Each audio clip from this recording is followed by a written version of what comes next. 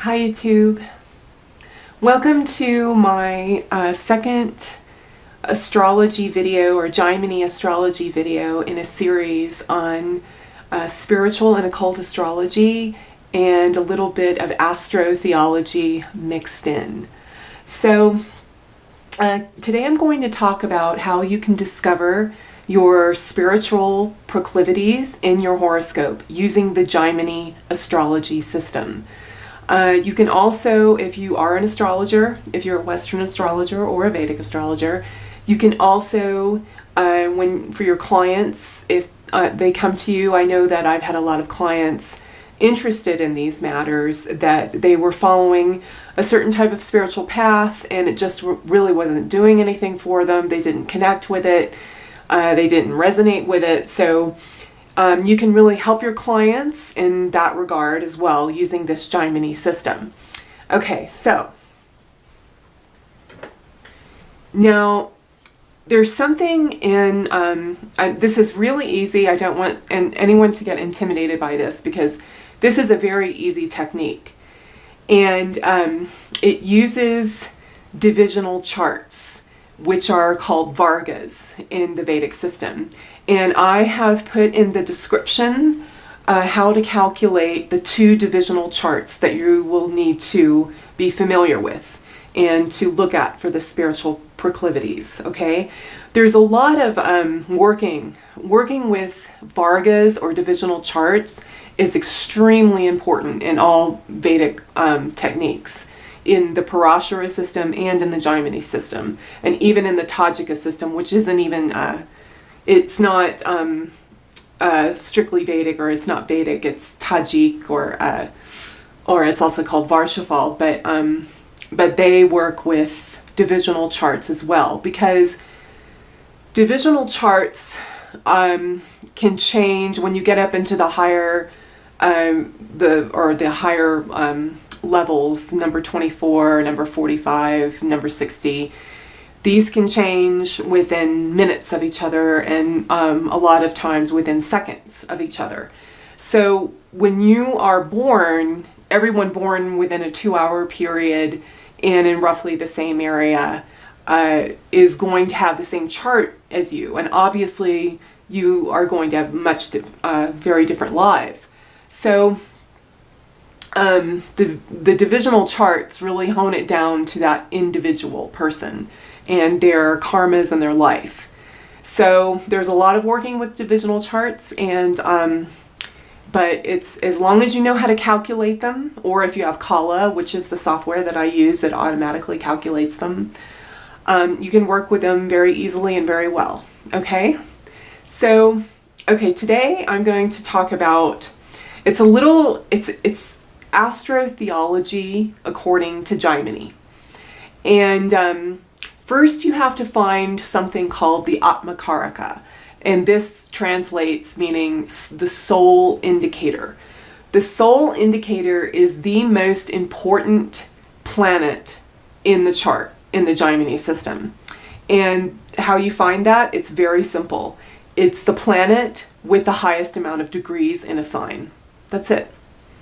It's the planet with the highest amount of degrees. That is your Atmakaraka. Not the highest amount of degrees in the whole zodiac, but the highest amount of degrees in a sign. Let's say you have the sun in Aries at 29 degrees, and you have Venus in Taurus at 28 degrees. Well, the sun is going to be your Atmakaraka, okay? Even though the Venus is in higher degrees all the way around, considering the zodiac, okay? But it's the highest degrees in the sign. So that's what you want to look for. That is your Atmakaraka. And you can find that in your regular birth horoscope. Okay, so once you do that, once you find that planet, the Atmakaraka, you calculate the divisional charts, the Navamsha, the 9th divisional chart, and the Chaturvimshamsha, which is the 24th divisional chart. The Navamsha is the most important Varga, probably, in all of the Vargas. And then the other Vargas are more specifically honed down to certain areas of life. The Chaturvimshamsha, or the 24th divisional chart, is the chart of understanding. It's the 12th house. It's a derivative of the 12th house. And the 12th house is enlightenment. And our understanding, because, we stand under with our feet, and the feet is Pisces. So that corresponds with the 12th sign of Pisces and the 12th house, which is also the 12th Varga, and it's the 24th Varga, actually. It's a derivative of the 12th house. So this is the chart we use for spiritual life, and I've shown how to calculate it down in the description. Okay. So once you find your Atmakaraka, and you've calculated the Navamsha, the 9th divisional, or the 24th divisional, or I should say, and the 24th divisional, then you find the Atmakaraka in those charts. Okay? So let's say your Atmakaraka is the sun. Okay?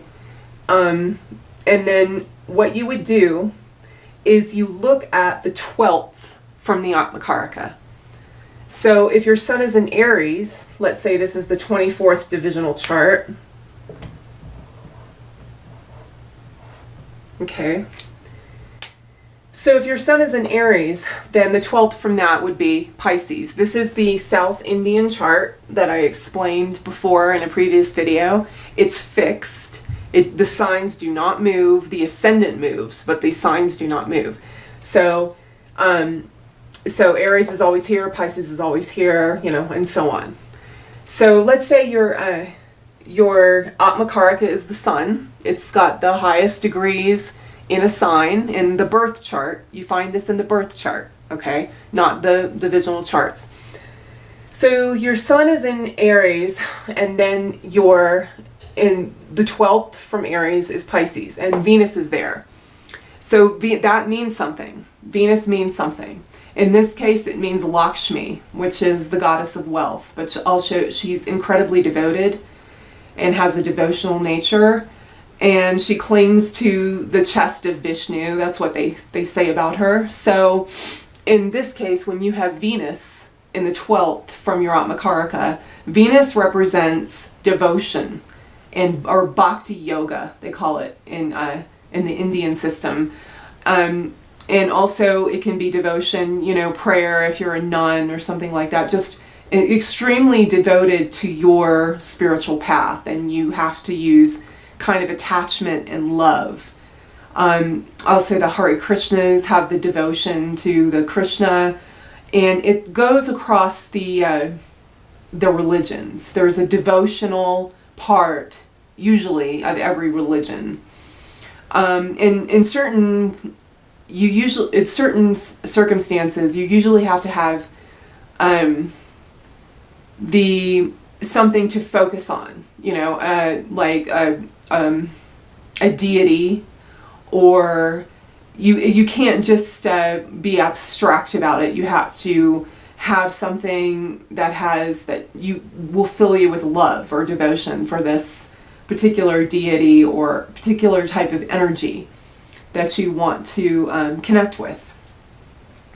So, okay, now I'm going to go through all the planets, and I'm going to tell you what Jaimini says about these planets.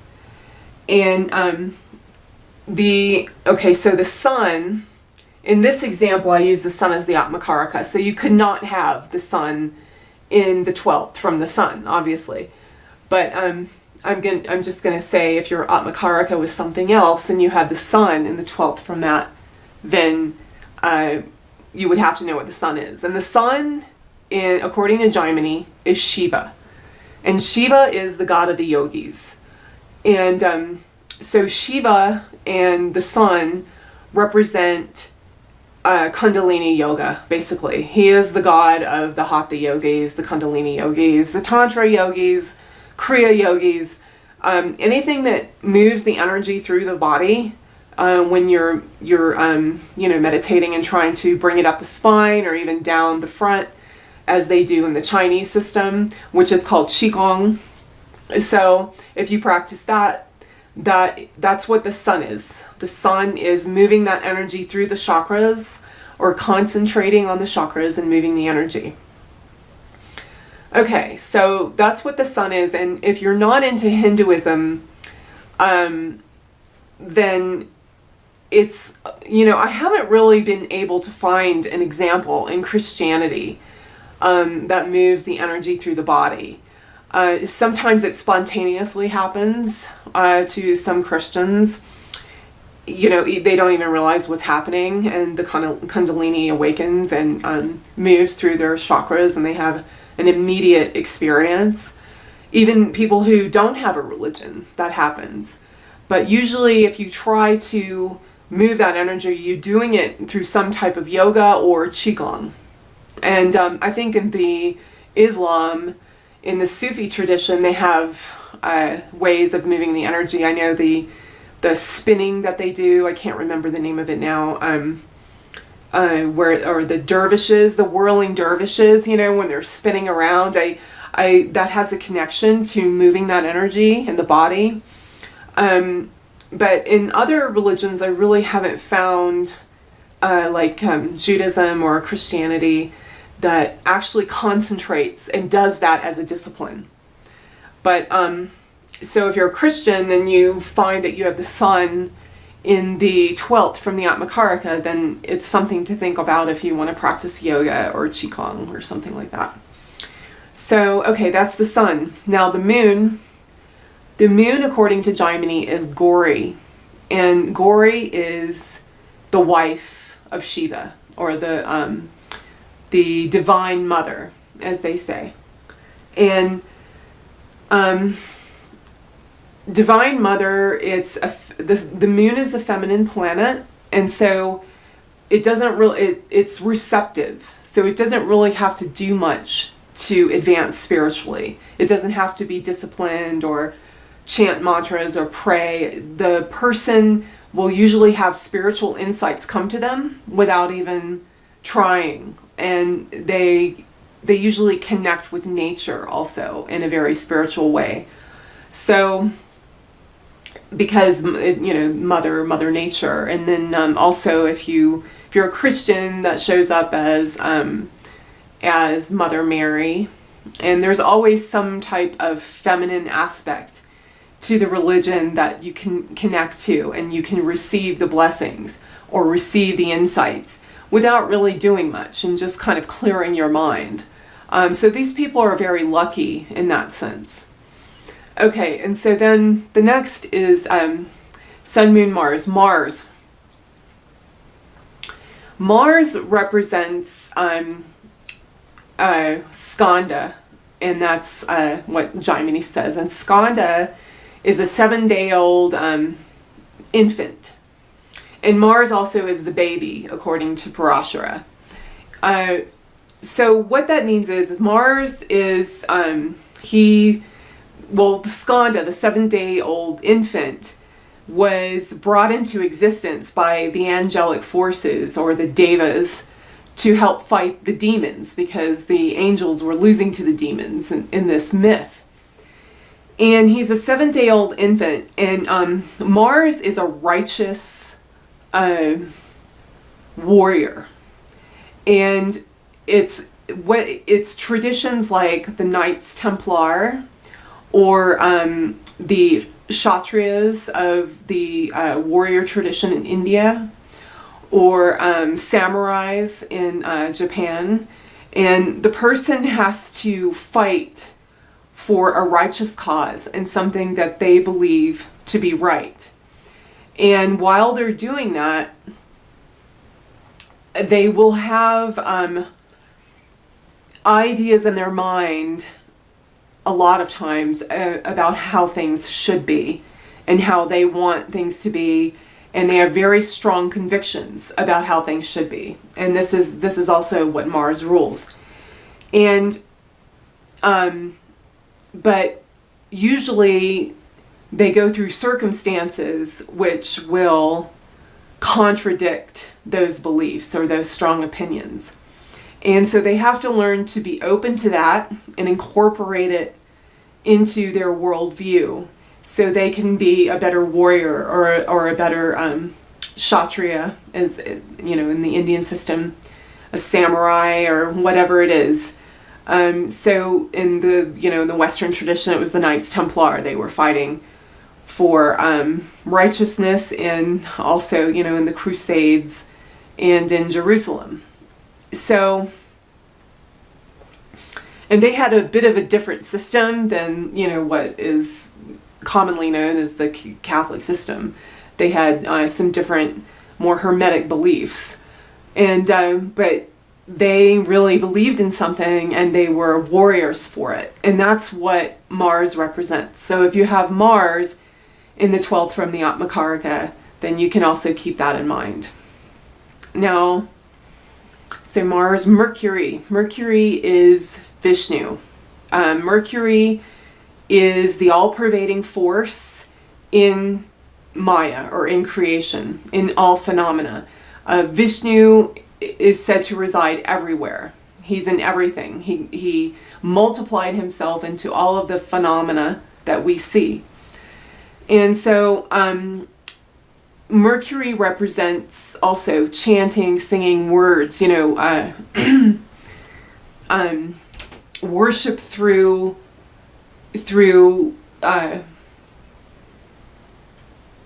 altering their reality through the chants and through the singing and the words. And that's what a lot of Vaishnavas do, like in the Hare Krishna movement as well. They're devoted to Krishna, so they use the Venus part, and then they also use the chants, which is the Mercury part, and Vishnu is Mercury. And also Mercury is trying to see God in everything, or kind of a Vedanta path, or a Zen, Buddhist Zen path, where you just see, you are trying or attempting to see God in everything, and then the attempting and the trying, the striving goes away, and you don't even need to strive anymore. It just happens. You automatically see the God in everything. And then when you, even through extremely negative circumstances, and you go through emotions that would cause people a lot of amount of pain, but you see that it's all the same, because it's all Vishnu, or it's all God, you know, as they would say. And like, you know, the Buddhist monks say, make me one with everything. That's Vishnu, that's Mercury. Going, convincing yourself of it, and then actually living it, and not having to convince yourself anymore. Okay? Now the next one after Mercury is Jupiter. And Jupiter is both Shiva and Gauri, or Sambashiva, that's what it's called. So Jupiter represents the marriage of the Shiva aspect and the Divine Mother aspect. So that's a very strong planet to have in the 12th from the Atmakaraka, because Jupiter will give a lot of blessings. Not only can you practice Kundalini yoga or Qigong and move the energy through your chakras, and experience the bliss that each chakra will give you in different forms, but you will also be able to receive, like the moon is very receptive. It's a feminine planet. So you'll also be able to receive the insights, receive the blessings, and use it accordingly. So you get the best of both worlds, okay? And so he's called Sambashiva in the Hindu tradition. Okay, so, and then after Jupiter is Venus, and I already talked about Venus being Lakshmi, which is the devotional aspect of worship or spirituality, and just being very devoted to the deity. And usually there has to be some kind of incarnate of the deity, like in Krishna or Jesus Christ or something like that, Mother Mary, whatever it is. But you're very devoted to this incarnation, and you try to live life as they lived life, and try to see life like that. It's very, easy. Bhakti yoga is another path that the Venus will give. Now, here's where it gets a little tricky. Venus, when Venus is in a benefic sign, so when Venus is in Jupiter sign, Venus's sign, the moon sign, then that represents Lakshmi. When Venus is in a malefic sign, so when Venus is in the signs of Saturn or Mars or the Sun, then that it's different. It's not Lakshmi. It's called low spirits. That's what Jaimini calls them. I found it's not really low spirits. It has to do with nature spirits, or and also, you know, spirits of witchcraft, basically, calling in spirits or summoning spirits, and, you know, doing an evocation, and this goes through all traditions. There's also, you know, witchcraft in the Hindu philosophies. There's the Atharveda. The Atharveda is the oldest spell book in existence. And basically, it's a spell book about how to alter reality. So that's what Venus does when Venus is in a malefic sign in the 12th from the Atmakaraka.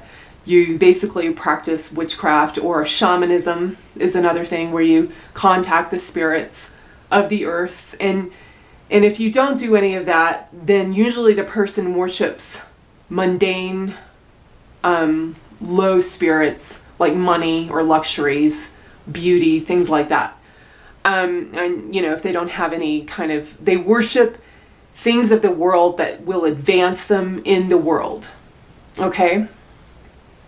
And so the next is Saturn. And Saturn is Vishnu, like Mercury. Saturn also represents Vishnu, but he's more, so it's seeing God and everything, trying to not facilitate with the emotional ups and downs. And you attempt to do this at first, but then it actually comes naturally. And then also where I was saying how Mercury, it uses the words and the chants to alter the consciousness and get closer to, you know, the oneness. Well, with Saturn, it's karma yoga, or actually serving people, charity, you know, donating your time and your money and those kinds of things. Doing work without being paid. You know, that kind of thing. That's Saturn. That's what Saturn does. Saturn is the planet of hard work. And so when you have Saturn in the 12th from your Atmakaraka, you're also, Vishnu is also going to be your deity, but it's more in the working, you know, kind of taking care of others that are less fortunate, charity, doing karma yoga, that kind of thing. And that goes across all religions as well, as far as I can see. So now Saturn is also like Venus in that Saturn, when he is in benefic signs, which if he's in the sign of Venus, if he's in Venus signs or moon signs or in Jupiter signs, then he's Vishnu, okay? If Saturn is in malefic signs, if he's in signs of Saturn, his own sign, or if he's in the Leo, the sun sign, or if he's in signs of Mars, which are malefics, then it changes. It also goes back to witchcraft. It's basically low spirits again. It's the same as Venus. So shamanism, witchcraft, getting the you know, the Goesha, you know, summoning those demons or whatever to help you in the material world. It also, Saturn, it's different in Venus. Venus will have you call spirits to help you, and usually it's very benign. It's more of a shamanistic kind of thing. With Saturn, you're seeking out suffering.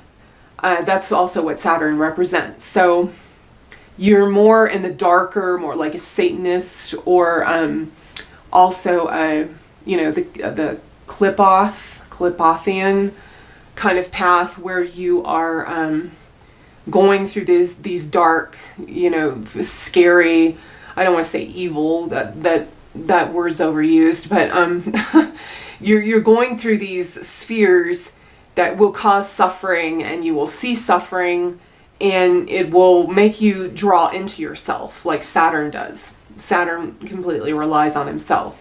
So when you see Saturn in the 12th from the Atmakaraka, and it's in malefic signs, then that's the kind of path that person's going to be attracted to.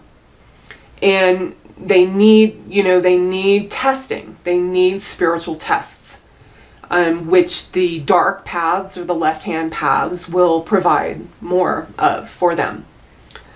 Okay, so the next one is Rahu. And this one is very interesting. Or the north node of the moon, as the Western astrologers call him. He's called Rahu in the Vedic system. Rahu represents Durga and Tamasi, which is, Tamasi is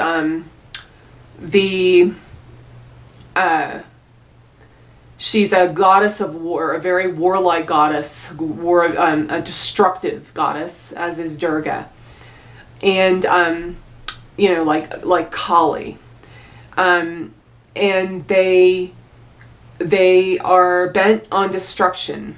And usually the person who has Rahu, or the north node of the moon, in the 12th from their Atmakaraka, doesn't really need to do much except go through life and experience suffering. And the suffering cleanses them and elevates their mind, elevates their spirit. Also, I found that Rahu does give an interest in witchcraft. If it's in the 12th from the Atmakaraka, just like Venus in certain instances and Saturn in certain instances. But the person is more devoted to this destructive aspect of creation. And also in the Kabbalah, it would be Lilith. They're really into these destructive goddesses. So, and also if they're not into that kind of thing, they usually, when they go through suffering, some very extreme traumatic things can happen to them. And they go through these things, and usually it would, for anybody else it would kill them, but they gain many insights from going through this extreme suffering. And it, like I said, it will elevate their spirit. And they don't even have to seek out worshiping Durga or Tamasi. Just going through this suffering that she provides will elevate their spirit. Okay, so the next one is Ketu. Now this is an interesting one. Ketu, or the south node of the moon, it's the south node of the moon, in the 12th from the Atmakaraka. Jaimini says it gives enlightenment, or it gives liberation. And but it says if it's in Cancer or Pisces in the 12th from the Atmakaraka. So let's say your sun is in or Aries, like here. And then you have Ketu here in the 12th in Pisces. Jaimini says you will be liberated if you have Ketu in the 12th from the Atmakaraka, if it's in Pisces or Cancer. And Jaimini says you'll be liberated. He says particularly if it's in Pisces or Cancer in the 12th of the Atmakaraka. Now, if it's in another sign besides those two signs, then it just means it will intensify your spiritual life. And also it means the Om vibration. So any kind of Laya or Laya yoga, listening to the sound in your head, when you do that kind of meditation, So anything with the Om vibration, and also Shiva. Ketu also represents Shiva, so that's also the moving of the energy through the chakras, like Kundalini Yoga or Tantra or any of those types of things will very much advance the person's spiritual evolution. Also, if Ketu is with another planet and it's in the 12th from the Atmakaraka, what Ketu does in those instances is it makes the devotion much stronger. It makes the connection to whatever that planet represents much stronger. So yeah, that's Ketu. And also remember the Om vibration, listening to that vibration. You know, in the Christian tradition, it's Amen. That's what they say. And then also the Kundalini Yoga, moving the energy, because he's also Shiva. And he's Shiva and Ganesha. In the Hindu system, Ketu is Ganesha and Shiva. And Ganesha is, the elephant god. And he's down there in our last chakra. But he very much symbolizes that Om vibration and listening to those sounds in the chakras until they all come together to that Om sound. So a very lucky person has the Ketu or the south node of the moon and the 12th from the Atmakaraka. Okay, so now everything I've just explained is you look for this, like I said, in the 24th divisional chart called the Chaturvimshamsha. And I've put how to calculate it down in the description. And you also look at this in the Navamsha. Now, if you don't see a planet, okay, the strongest one of those two is the 24th divisional chart. If there's nothing in the 12th from the Atmakaraka in the 24th divisional chart, look at the Navamsha, the ninth divisional chart. If there's nothing there either, look in the regular horoscope or the Rashi, or your birth chart. But also what you're going to do is you're going to look at the strongest planet aspecting the 12th from the Atmakaraka. Whatever is the strongest planet, meaning the planet in the highest dignity, the best dignity, then that is the planet that will be ruling over your spiritual life and your spiritual progress. And you're going to do this with the Jaimini aspects. And if you don't know what Jaimini aspects are, look at my last video. It's oh gosh, I can't remember the name of it. I explain the Jaimini aspects in that video. But just to reiterate, I'll just do a real quick one here. It's really easy to see in this South Indian chart. So Jaimini aspects are sign-based. They're not degree-based. They're based on signs, and it's signs looking at each other. So all of the dual signs, Pisces, Gemini, Virgo, Sag, they always aspect each other. They always aspect each other. The ones in the corners, okay? Cardinal signs, Aries, Cancer, Libra, Capricorn. Okay, Aries aspects all the fixed signs except for the one next to him. So all cardinal signs aspect fixed signs except for the one next to them. So Capricorn aspects Scorpio, Leo, Taurus, but not Aquarius. Those are the Jaimini aspects. And the fixed signs aspect the cardinal signs except for the one next to them. Real easy. Not too hard at all. In my last video, I'll put it in the description because I can't remember the name of it, my last video now, but it's where I was talking about. It's a Jaimini video. It's just the one before this one. And I'm putting them in a playlist for Jaimini Astrology. Okay, so that's how you find it. If there's no planet in the 12th from the Atmakaraka in any of these charts, you look at the strongest aspect in in the 12th from the Atmakaraka. And I think that's about it. Yeah, if there's anything else, I'll just make an addendum to this video.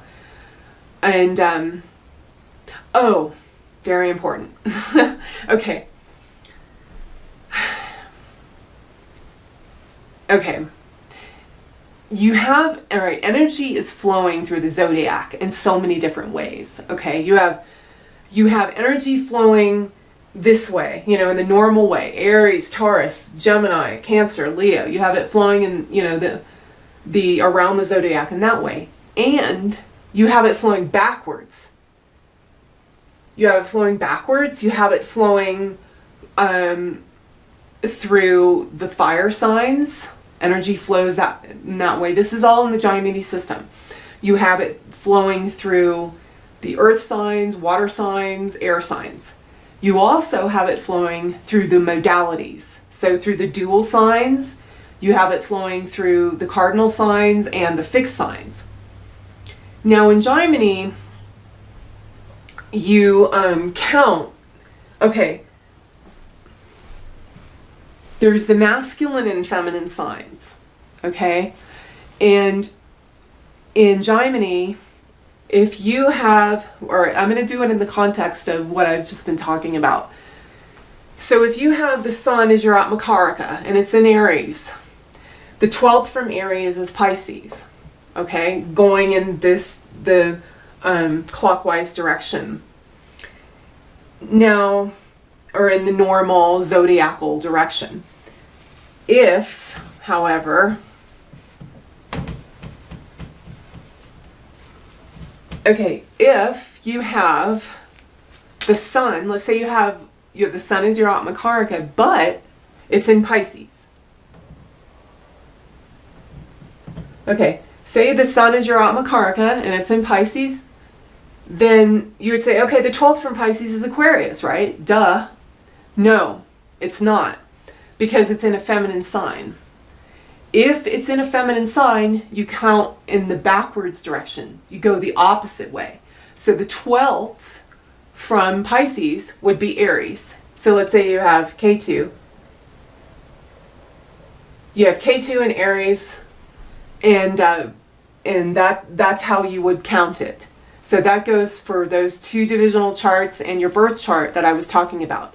So if you have your Atmakaraka in a feminine sign, you've got to go backwards. You've got to look at the 12th from your Atmakaraka, but it's not going to be in the normal zodiacal way, you know, that we're all used to. It's going to be in the opposite way. And this is, or, you know, the opposite, the backwards way from a feminine sign, because feminine signs, the energy flows in a different direction. And that's what Jaimini, how he tells us to find these things. And it doesn't just apply to this technique. It applies to all of his techniques, which I'm going to talk about later in other videos. And it finds things like your career, you know, that whether you'll be an alchemist, a priest, or an ascetic. I'm going to talk about that in the next video, because that has to do with spirituality as well. But yeah, so that's how that works. So remember to keep that in mind when you're looking at these two divisional charts, the 12th or the 24th divisional chart and the 9th divisional chart. I think I've covered everything. If I haven't, or if you have any questions, please ask me in the comment section. And yeah, that's it. You can also email me on my website. I put that in the description as well. And I think that's all for now. I know it's a lot. So yeah, and I'll be making the next video. This gets more into detail in spirituality. Okay? Thanks for watching. Bye.